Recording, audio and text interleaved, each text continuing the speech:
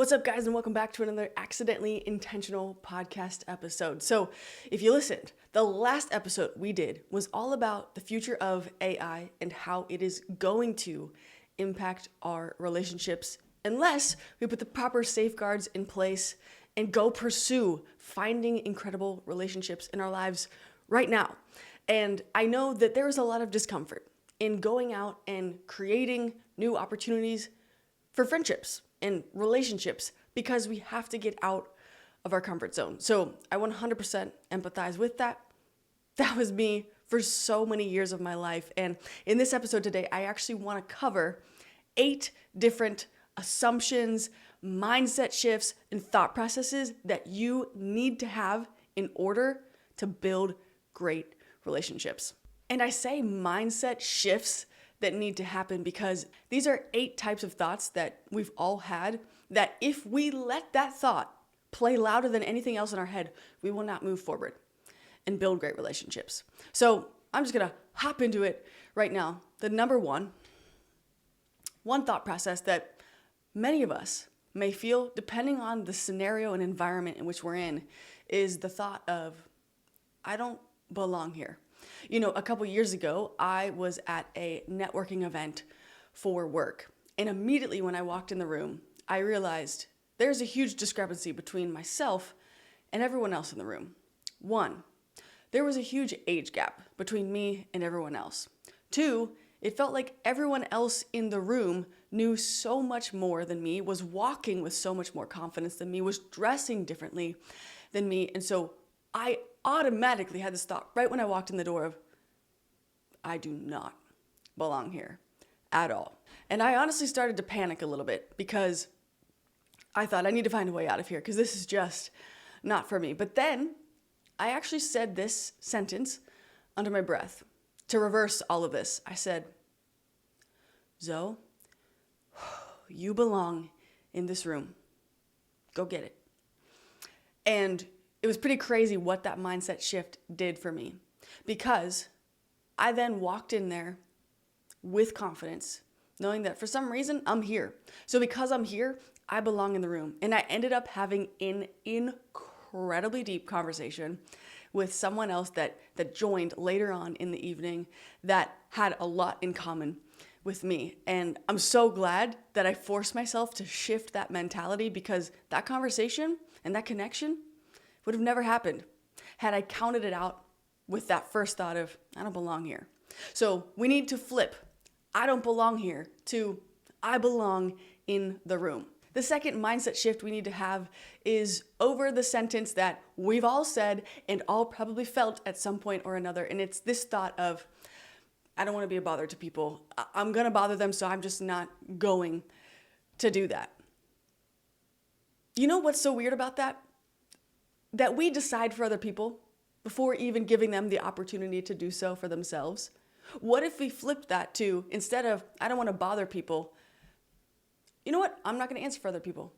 And I'm going to ask anyways. Whether it's hanging out with someone, asking for a favor. Maybe it's just getting uncomfortable and wanting to spend time with someone because you haven't spent time for a while. You don't know where they are. How do they even still feel about you? You know, we can get into these spirals really quickly. So we need to have a mindset shift of, I'm not going to answer for other people.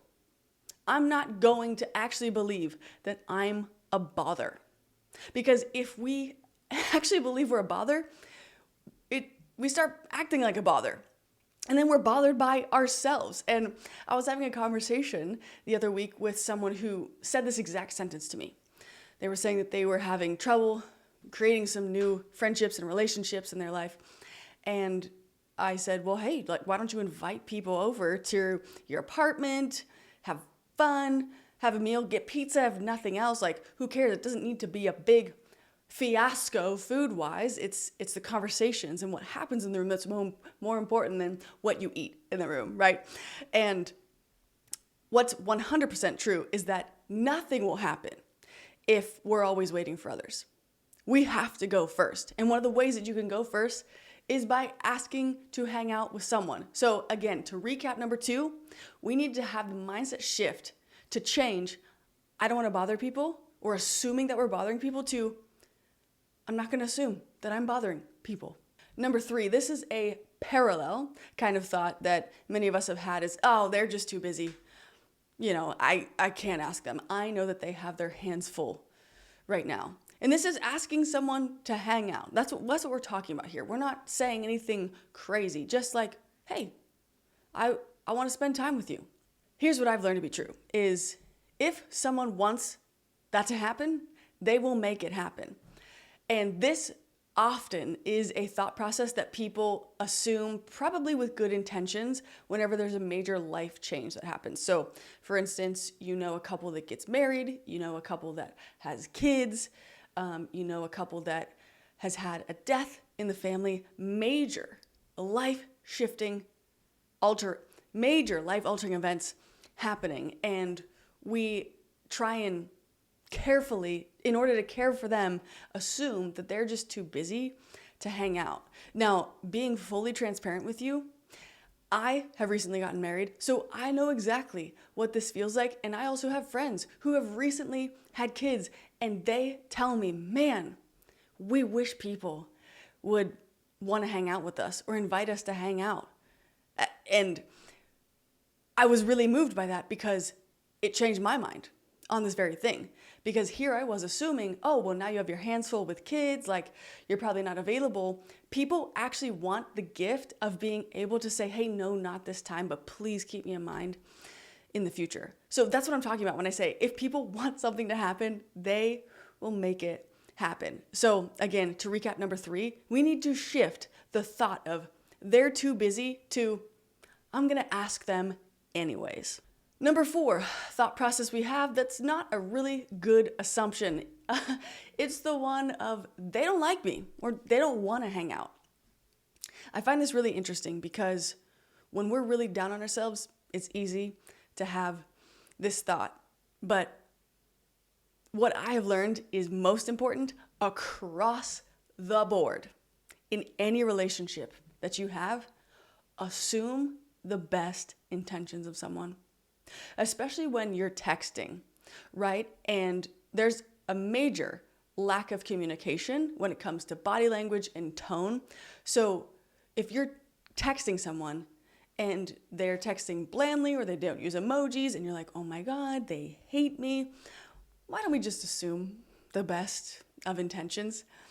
There's this quote I heard once that said, clarity is kindness. And so if there's a lack of clarity, and you're not sure if you're being paranoid or not, why don't you ask for clarification in those communication gaps and assume the best intentions? And there is this research actually by Marissa Franco, who is a PhD friendship scientist. And her research found that people are less likely to reject you than you think. Isn't that fascinating? Here we are just assuming everybody hates me, everybody's looking at me. We all have these thoughts, right? Everybody's doing this. Oh my word. We got to let go of that, right? That's only going to hold us back. And instead, we need to have the best assumptions and believe the best about people. And also know that the research now proves that incorrect. People are less likely to reject you than you think. That's the truth. That's science. So let's walk in confidence. Now, the number 5 thought or sentence that I think 100% needs to change in order to grow our relationships is the following sentence. Let's hang out soon. Now, you might be thinking, that sounds pretty good to me. Seems like there's nothing wrong with that. That's saying, hey, I want to make plans. Let's build this relationship, But here's the problem that I have with that and that I've learned the hard way is an issue, is soon is not a day in the calendar. And this is a really funny situation that I found myself in because I had this acquaintance who would see me probably once a month. And every time she saw me, she would say, hey, let's hang out soon. And so one day I literally whipped out my phone and said, great, open your calendar. Let's plan it right now. And she was so taken aback by it because it got her out of this rhythm of just saying soon to actually making something happen. So the mindset shift is instead of saying, let's hang out soon, hey, let's plan a date right now to hang out and meet up. The next mindset shift that's necessary in order to build great relationships is changing the thought, oh, I'm just so awkward. I'm so shy. We're all going to be uncomfortable, okay, when meeting new people. I actually did a test on my own with a group of individuals in a small group that I led a couple years ago. And I actually opened the small group by asking the following question. How many of you in the room would say that you're awkward when you first meet people? Not shockingly, every single person in the room raised their hand, including myself. So maybe we're not awkward. That's just normal. Meeting new people and having a first conversation is uncomfortable because you are literally talking to a stranger. So what if we shifted that mindset? And instead of saying, I'm so awkward and shy, we replace that with, you know what? I'm capable and worth having awesome relationships. What if we said that? Imagine the confidence that we would walk in, even though we feel uncomfortable, even though we might feel shy, and even though we might feel awkward. And as a side note, I actually did an episode a couple months back on help, I'm so awkward, what do I do? And it's all about 5 body language cues that you can use to help make yourself and others around you feel more comfortable to engage in conversation. I'm actually going to link it in the description or up here if you're listening on YouTube. The next thought that a lot of us might have when we're not feeling super confident or honestly not feeling good about ourselves is they don't really care about me. I know that. They don't really actually care about me at all. And so here's what I would say. If you've had that thought recently, who told you that? I'm willing to bet nobody told you that. You told yourself that. You might be saying to me in response, oh, well, they didn't have to tell me that. I could tell by how they implied it or what they said here. Listen, if we're going to assume the best of intentions, then we straight up cannot assume that people don't really care about us. We're going to have to do some digging and have conversations of, hey, I might totally be off base and I want you to correct me if so, but I wanted to be super transparent. I feel like you don't really care about me right now. That is going to be a ridiculously uncomfortable conversation to have. But guess what opportunities you unlock by showing that vulnerability? 1, you give them the gift of your vulnerability, and they can choose to respond and be vulnerable as well. There's a lot of things that can happen in that conversation. They could be like, no. It's not that they don't care about you. I am so sorry. That's not what I meant at all. I'm so distracted right now because this is going on in my life, but I do care about you.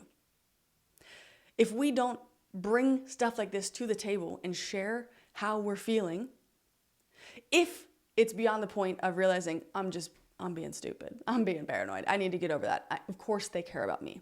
And if you truly aren't sure, then definitely have this conversation. But my hope is that most of the time we can replace those lies with truth that we know based upon evidence and data previously.